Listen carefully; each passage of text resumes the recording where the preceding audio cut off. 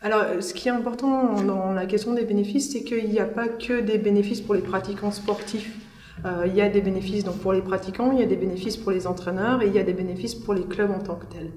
Si on prend les pratiquants, il y a des bénéfices sur la santé physique, la condition physique, la capacité à lutter également contre les maladies chroniques.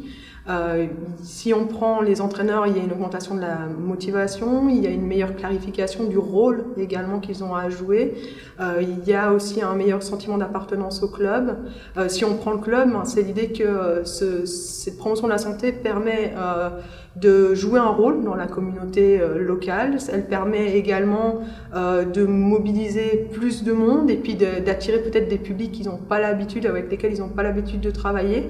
Elle permet également de diminuer l'abandon sportif et donc de garder notamment les jeunes impliqués dans les clubs. Ce sont quelques exemples des multiples bénéfices de cette approche.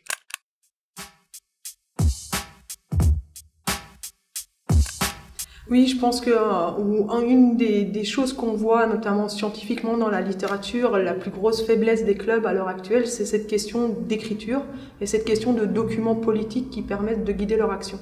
Et donc, une des premières étapes, c'est de pouvoir écrire ses objectifs, d'une part pour avoir une cible, et puis souvent ça permet de construire un chemin, et puis d'autre part, c'est un support de communication.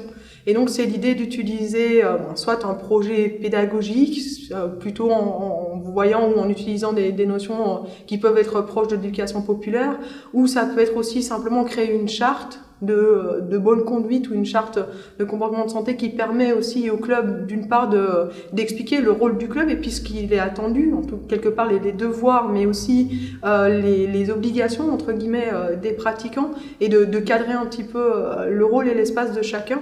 Et puis, c'est l'importance de ces écrits, ça permet de réguler plusieurs choses. C'est d'une part les objectifs du projet, mais également c'est cette idée d'utiliser l'écrit pour des fiches de poste sur des événements spécifiques ou pour des petits documents qui permettent de mettre en place des procédures et des régulations qui sont favorables à la santé. Et ça, c'est l'idée de donner justement ces capacités aux personnes et aux clubs d'engagement dans la promotion de la santé.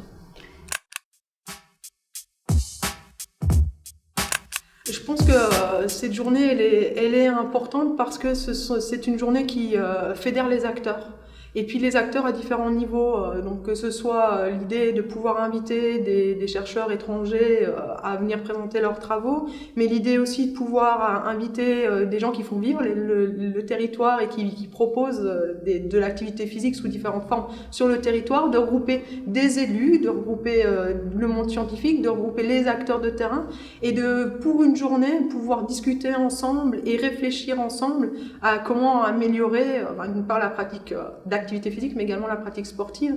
Et donc, c'est une journée de mobilisation qui, pour moi, doit être en temps fort dans une politique promotion de l'activité physique.